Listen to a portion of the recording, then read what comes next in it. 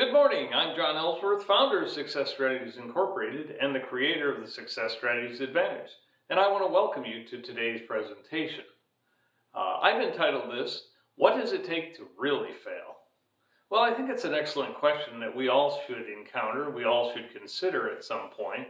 It's an excellent question, but often I think it's one that we, and let's admit it, we all do this, we attempt to avoid answering that question.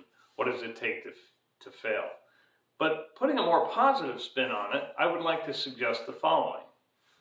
How can we minimize the chances of failure? How can we minimize that chance that we'll go down in defeat? Well, I think W. Edwards Deming, who did an immense amount of consulting with the Japanese auto industry, which, as you know, has been fairly successful over the last 50 years, W. Edwards Deming said the following, and I quote, 90% of all failure is due to the system, end of quote. So without knowing the specifics of your particular business, I can't really tell you what systems you need to succeed specifically. However, I will point out this, you still need them. I need them in my business, you need them in yours.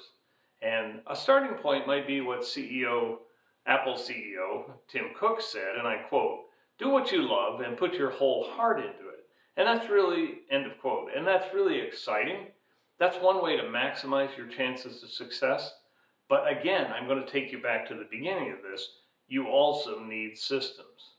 So I want to ask you a few questions. Number one, do you have business systems in place for your operation? It doesn't matter what type of business you're in, including my own. It's important that we have systems in place. Think through the tasks that happen on a daily, weekly, monthly basis. They're all significant. They're all important. If they weren't, you wouldn't be doing them. But think through all these various tasks and then outline the steps, the actions, the requirements, and other necessities that have to happen. The steps that just have to happen for these things to be completed.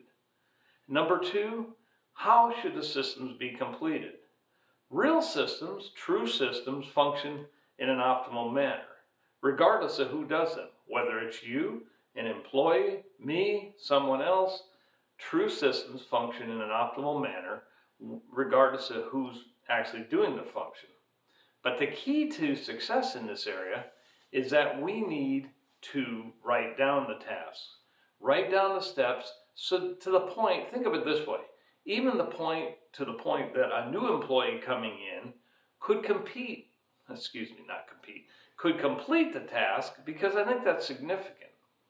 Always remember, the systems are key. And if you get the employees involved, if you get your employees involved in this process, trust me, you will like the outcome.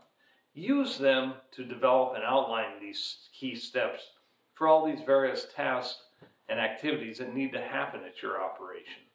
This may sound simplistic, but frankly, they are the ones that will probably successfully implement these steps for you, and the more likely they are to take ownership, the more likely it is to get these things done.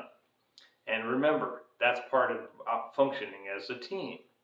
And as I've said before, if you don't determine a plan for your business and life, guess what? Someone else will. Again, thank you for listening today. I'm John Ellsworth, founder of Success Strategies Incorporated and the creator of the Success Strategies Advantage. And I suggest let's take your business to the next level. Thank you very much.